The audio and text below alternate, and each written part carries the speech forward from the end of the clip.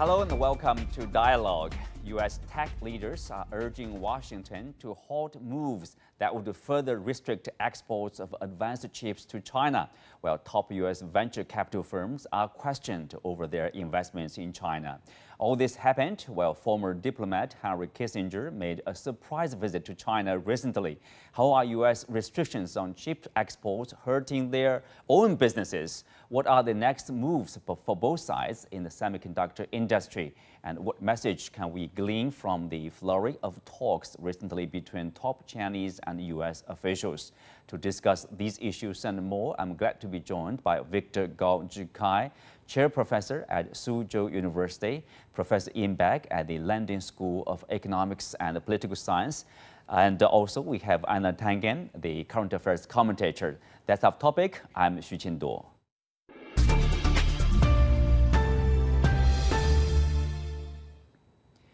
Welcome to Dialogue. Victor, I will start with you. On Monday, basically, the CEOs from Intel, Qualcomm, and NVIDIA met with Biden administration officials, including Secretary of State Antony Blinken, to try to convince Washington not to move forward on proposed moves to enact further chips bans to China, saying the restrictions would result in the permanent loss of opportunities for the U.S. industry to compete and lead in one of the world's largest markets, meaning China here, and impact their own future business and financial results. I'm wondering, what do you make of their argument here? Thank you very much for having me. First of all, I think these American CEOs, business giants in their own way, are really just talking about common sense. Why? Because if we look at semiconductor chips, China, after all, is the biggest customer from the advanced chips produced in the United States or designed in the United States. Therefore, if you really know how to run your business, you never really kill your own largest customer, because by killing your largest customer, you are killing yourself. It's a kind of suicide on a commercial basis. And if the United States eventually loses China as the biggest customer in chips, where do they raise all the money to support the R&D of the semiconductor chips? And such maximum sanctions against China, denying China's access to the semiconductor chips produced or designed in the United States, will only lead to one result. That is to fuel China's commitment to achieve self-reliance and independence. I will even dare to say that within 10 years, China may not even import any single chip from the United States. Is this what the U.S. government really want to see? Do they really think that by denying access of China to U.S. semiconductor chips today, they can strangle China's economic development? No way, they are indulging in fantasy. Therefore, I actually agree with these CEOs of the American companies.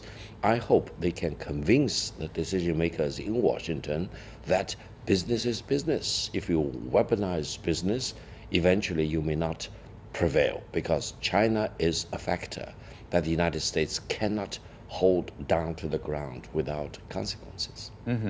Well, Iain, do you think the arguments from the CEOs, the tech leaders, would be strong enough to convince the Biden administration probably to rethink or about the next moves, to further restrict exports of advanced chips to the Chinese market?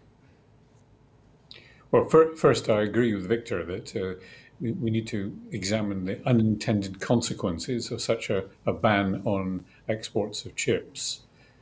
Everybody knows that this is in a wider context of, shall we say, difficult US-China relations ever since Trump came to power in 2017. So we've seen a sequence of attempts to de-escalate, hence the visits of the last few weeks.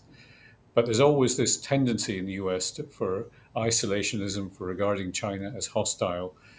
I think you have to see the balance between these two things happening simultaneously. The CEOs are putting pressure on, saying we're losing markets. There's a logic that Victor already articulated of saying if you push China too far, it will simply develop its own capacity in this regard. So you're shooting yourself in the foot if you continue to inhibit US exports of chips. But I think we should see it in the wider context of the attempts going on at the moment to de-escalate the tensions between China and the US, and regard this as a skirmish in one direction, whereas the visits you refer to in your introduction are in the other direction of trying to normalize relationships again.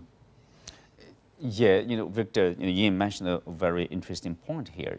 We are seeing the gestures from Washington on one hand. They see, we are trying to stabilize the relationship. We are trying to open, communication channels, for example, with the Chinese Defense Ministry to avoid a worst scenario, a conflict or whatever. But on the other hand, we are seeing, further, restrictions, further bans. Basically they are trying to decouple, as always, from China. So what's the, it's kind of a mixed, what's the real message from Washington here? Well, I think we need to see through this dust and see the real picture of China-US relations. Fundamentally, China is not an enemy of the United States, and China does not want to view China-US relations as a zero-sum game between Washington and Beijing. However, Washington, or some decision makers in Washington, increasingly follow the wrong leadership of former President Trump in believing that China is the enemy, China is the adversary, China is the ultimate threat of the United States. If they continue in that direction, then no matter how many meetings there will be between high-ranking officials of the United States and China, they will not solve the problem. They probably will only slow the process. However, China also needs to keep telling the United States that China is not an enemy of the United States. China does not want to export its political system or ideology or values, for example. China wants to deal with the United States completely on an equal basis, as China does dealing with almost 200 other countries in the world. Therefore, I think it is time for Washington to wake up and to restore its own sanity of really looking at China as China is, rather than what they fear China to be. China is not going to be a hegemon because, from the Chinese perspective, a hegemon is a bad thing rather than a good thing. And China does not want to be the next hegemon after the United States. Can we see there's 1.4 billion people to be taken care of? That's Absolutely. Enough, I guess, for the Chinese government. But of course, along with the line of further restrictions of export of chips to China, there are investigations by the Congress about this venture capitals from the U.S. investing in the Chinese industries, for example, in the quantum computer or AI. All right, what's the message here, Iain? So no more U.S. investment in China, or no more U.S. investment in particular sector? I mean, how wide or how narrow is the sector here? Well, I think if you allow me first a reaction to what Victor just said. China may not be an enemy, I think he's correct to say that, but China is a rival. And with a rival, you want to make sure that when you're jockeying for a position with a rival, you put yourself in a competitively advantageous position. The US has been the initiator of many of the technologies, particularly in the fields that we're talking about, AI. But China is coming up rapidly as a second source of AI. It troubles people in Europe, where I live, because they see this new bipolar source of new technologies. No, I don't think it's going to stop US investment in China, but it will be a more cautious investment. They want to see that the allegation placed against China that it steals technology or doesn't provide sufficient protection for intellectual property is dealt with. And as AI becomes more developed, we can expect to see this concern intensify about keeping control of it, both for strategic purposes, bearing in mind what everybody's saying about the potential of AI to do damage as well as good, but also because it's a source of competitive advantage, and that's the basis of rivalry. Well, speak of this investment, I'm not sure there's a lack of investment in the Chinese market. You make investment in the Chinese market because it's large and you want to make a profit out of your move, right? And there's no lack of the Chinese money, let's say, to do investment in AI, in quantum computing, for example, all those frontier technologies here. Well, I think if we look at the US government's maximum bullying and sanctions against China, these policies may be successful if several preconditions are met. For example, if the United States is God, or if it is really an overlord in the world. But the reality is that the United States is not a god. It's not a real overlord. And when they want to deny financing to China, in the world of today, there is an oversupply of capital. In China, there is huge amount of capital. In the Gulf countries, huge amount of capital. So if the United States say, we do not want to invest in semiconductor businesses in China, be my guest, there will be huge amount of other alternative funding from many other sources, other parts of the world. And it will not really have any meaningful impact on the Chinese development. On the other hand, if we really follow a very objective and decent approach to see how the U.S. capital markets or venture capital, PE, etc., have performed in their investments in Chinese companies since the middle of the 1990s, for example, it has been hugely profitable. And I would say that no other investments in other countries could be compared with the U.S. investments in the Chinese growth story for all these decades. Therefore, again, the United States is shooting at its own feet because it's denying the opportunity of American capital, American financial institutions of investing and benefiting from the rapid growth stories in China. So I would say someone is wrong in Washington making all these misjudgments rather than really hitting the nail on the head. And also, they want to decouple or de-risk. The reality is that China and the United States are very much intertwined. Try to decouple is committing your own commercial suicide.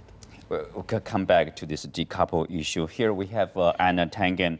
Einar, in a minor move, I would say, U.S. Senate passes this amendment to ban oil reserves to China. Basically, no oil reserve if it's on the market that could not be sold to China. Will that have any impact on China purchasing oil in the international market?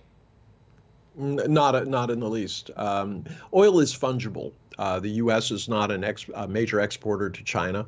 And quite frankly, if this was the Middle East, yes, it would matter. But in terms of the U.S., no. This is symbolic. This is politics, domestic politics at work.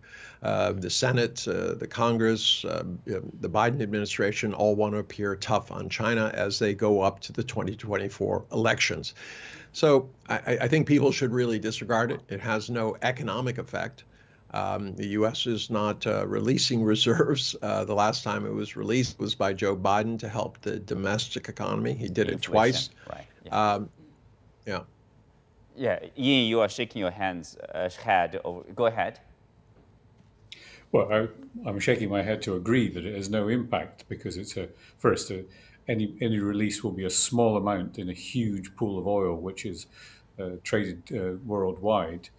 But I think there's also a more general point to make about the U.S. being unlike China in one critical respect, which is there isn't a single decision maker in the U.S. There are multiple sources of decision making. The Senate, in endorsing this oil ban, is playing a game of saying we want to show that we're being tough on China because we know that next year people are going to vote for us.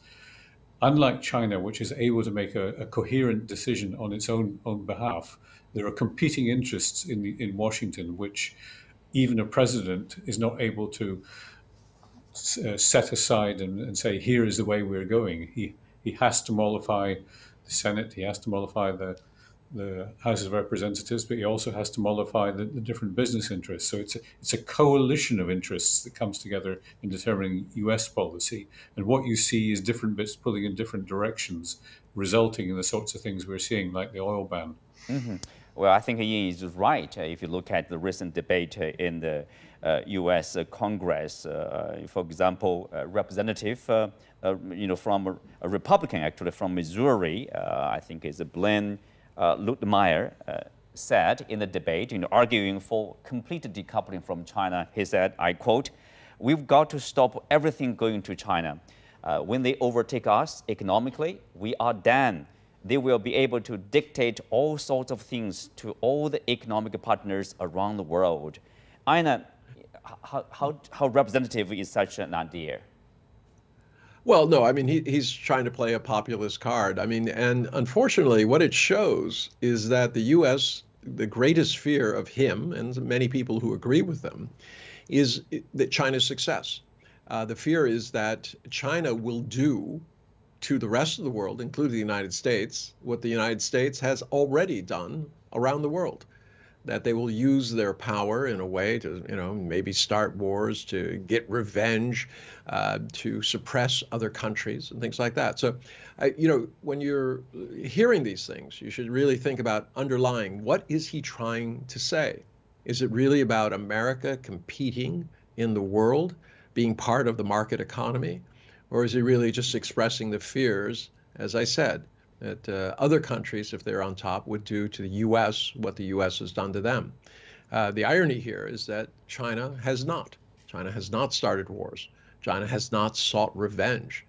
They have simply tried to protect their interests and further the benefit of their people. So that's why, in the U.S., if you look at Joe Biden's term, 50 years ago, the middle class was 62%. Today, it's 50%. 50 years ago, China didn't really have much of a middle class. Today, depending on how you want to measure it, 600 to 800 million people are now in the middle class. They represent a huge market. And the U.S., and I agree with my colleague, the U.S. is basically shutting themselves out of it. Mm-hmm. So Iain, with thinking like this, zero-sum mentality, is there any way, for China and the U.S., they can talk to each other and resolve their differences and find a way to coexist peacefully? Well, I think you have to separate the posturing which goes on both sides, saying, here's something that if we win, you lose, and recognize that behind the scenes, for example, the CEOs that were being referred to earlier in the program, recognize that there is a common interest in developing the markets. The whole basis for trading between countries is that you get a positive sum gain out of it. So I think that there is an underlying economics that can be brought into this, and it's incumbent on those who get involved in politics, even those of us involved in programs like this, to keep stressing that the gains are positive, that it's not what I win, you lose, and so on. Victor, from the Chinese perspective, when you are confronted with such a view, I mean, how should the Chinese side respond? How should we talk to the American side that, it's not a zero sum. We can grow together. We can, is there a lot of common interest here? Well, first of all, I would say ever since 2017, China and the Chinese people have been shocked again and again and again as to how low the United States can go to in terms of violating free trade, turning against the market economy, for example. And all this does not reflect well in China, because the United States used to call itself as a beacon on the top of the mountain, shining throughout the world, for example, and it called itself a champion of free trade, champion of market economy, but it is really turning on free trade, turning against market economy. And the maximum sanctions the United States has been following, and the tariffs imposed on Chinese exports, etc., they don't make any sense, because they fuel the inflation in the United States, and neither President Trump before or President Biden today have really the courage to tell the real story to the American people, that all these tariffs are not paid by China. It's paid by the American consumers. It's like a tax imposed on the American people. And it is one of the contributing factors to the higher inflation in the United States. So I think people here in China are really watching all this in shock, in surprise. And it seems that the United States is helping to shape China's goal, because now you see these crazy politicians say they want to stop everything, they want to decouple with China, they want to stop China's growth, they do not want to see the steady development of the Chinese economy. Okay, the goal is that China will need to continue to grow. Obviously, not everybody agreeing with this, representative here. For example, recent visit by Dr. Kissinger in China, well, in the private capacity, he met the senior Chinese officials, including the defense minister, top diplomat Wang Yi, and President Xi Jinping himself. They talked to each other in a very friendly atmosphere. He talked about the necessity of peaceful coexistence between the two great powers. Victor, you are rather familiar with Dr. Kissinger. Tell us, what's your take of his visit here? We are all very happy and very honored to see Dr. Henry Kissinger coming to visit China and meeting with the Chinese leaders, as well as making a speech in the U.S. Embassy in Beijing. He's 100 years old and is still healthy enough to make such a long trip, to make his imprint on how to improve China-U.S. relations. I think among all the U.S. politicians or the scholars, Dr. Henry Kissinger is truly extraordinary and unique in the sense he does have a global view, a very historical view of where China is, where the United States is, and how these two countries need to interact with each other. And he firmly believes that war is not and should not be an option between China and the United States. And these two countries, despite of all their differences, do need to get along with each other, despite of their differences. Their differences should not be the deal breaker. They should not kill the relations between China and the United States. They need to have enough wisdom and vision and courage to transcend their differences and get along with each other. I think he's probably one of the very rare voices coming out of the United States, but I truly believe he will go back to the United States, give his personal memo to President Biden, as he has always been doing for all these decades, and his recommendations and observations of his meetings with the Chinese leaders will be very carefully studied by the U.S. government and hopefully will be reflected in the decision maker in Washington. Einar, how I wonder how his visit is viewed inside the U.S., either by the administration or by the public. Well, let's be clear. I mean, the Biden administration knew he was coming. He informed them in June. And also it appears that he came to China on a U.S. jet, so a military jet. So I don't think it was a surprise. But I'm going to disagree with Victor. I think China is not going to make headway in Washington. Washington right now is filled with people who are either concentrated on the election or the ideologues who really believe that China is the enemy.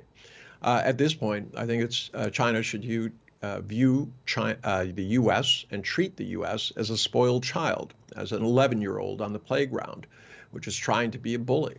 The real audience out there today are the countries that China isn't trading increasingly with, and that's the Belt and Road Initiative, ASEAN, Central Asia. These if you take the BRICS and in conjunction with them, they vastly outnumber the G7 in terms of economic output. So at this point, China should just concentrate on telling its story, which is the best in the world at this point, and going forward and saying, look, we're going to pursue the economic interests of our people. By leading by example, China can minimize what the U.S. is saying. But when you respond every time, as Victor said, to what the U.S. is saying and trying to convince Washington, you're really beating a dead horse. They're not going to be convinced. If they were going to be convinced, it would have been a long time ago. And they're not. So trying to deal with them is not necessary. I think the American people will at some point wake up to the fact that they're not doing well. Real incomes declined 4% in the first half of the year. Inflation is running rife. You have a country that is divided. It's not safe to walk the streets. People are buying guns. I mean, there's going to be, you can fool all the people some of the time, some of the people all of the time, but you can't fool everybody all of the time. Yeah. And I think really it's much more important for China to concentrate on the positive agenda. And that will make the difference, not talking to a Washington that is never going to change. Not to Washington, at least temporarily, for now, they're not going to change. Victor, you want to respond? Well, I think China need to tell the positive story to the rest of the world. That's very important. However, if Einar is correct that the decision makers in the United States and Washington are a dead horse, and they are dedicated to their anti-China hostilities, I think China need to keep beating on the dead horse until it wakes up, until it restores its own sanity, Victor, it's until dead. it really realizes that China is not an enemy of the United States. Why should China be an enemy of the United States? Wake up, that's my point. Wake up, the dead horse, wake up. Let me bring you in, from the European perspective, when you sit in London, you're watching the interactions between Beijing and Washington. Iain, what's your observation here?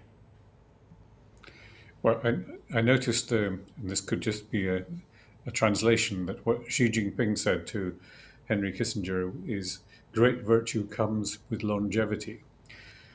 I think it's worth reflecting that Kissinger is in a tradition of the famous European diplomat, or what you want to call him, Niccolo Machiavelli. He's very Machiavellian in what he does. So there's always going to be a story behind the Kissinger visit, behind what he's trying to sell to, or explain to both sides.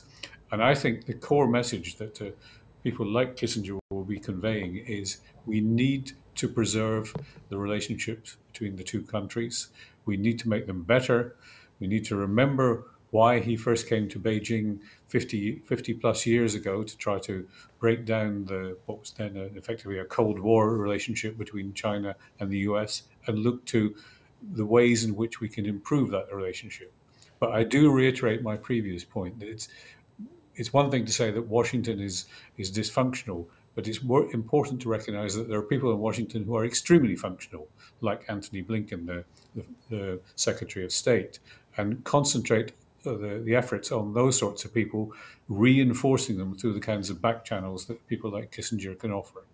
Iain, Einar, you have different views, obviously. Go ahead. Well, I see Blinken as a number two is basically gone beyond his competence. The Biden administration has no articulable strategy or endpoint other than saying, well, we're going to contain China. So I just don't agree with Victor that you can beat a dead horse and it'll wake up. And I certainly don't agree that Washington is filled with people who are open to the idea of how to have a constructive relationship. If that was true, Antony Blinken would have come here and he would have proposed something, anything, taking the current defense minister of China off a arbitrary blacklist that was put in by Donald Trump, and for no particular reason. I mean, China has been buying jet engines and parts for the missile system for many, many years before he was appointed. And this was before the Ukraine situation. So I don't think that Washington is filled with these people. I think the people who really argued against all of this were, in fact, people like Kissinger, Kiernan, Casey, and even the president himself is quoted as been saying that you go into Ukraine, you're asking for a war with Russia. And the same applies to China. They ignore any kind of real foreign policy in order to just placate the American public, convince them that the U.S. Is doing the right thing, when in fact the U.S. is not. The U.S. is not the representative of democratic institutions. It's failed. It has a Ponzi scheme for an economy, and it keeps pushing this idea that it has to be in charge of the world. Well, if the world was better off with the U.S., we wouldn't be in the situation we're in. Okay, Victor, very briefly, like 30 seconds. Well, while I'm very pessimistic about China-U.S. relations right now and possibly in the coming few years, in the medium and longer term, allow me to emphasize, I'm very optimistic about China-U.S. relations, because I think there will be a tipping point where decision makers in the United States will realize that China is not an enemy. They need to get along with the United States, live and let live. That's the highway between China and the United States. Yet, on that positive note, we come to the end of today's show. Many thanks to our guests. You can also find us on the CGTN app on YouTube. I'm Xu Jinduo. Thanks for being with us. See you next time.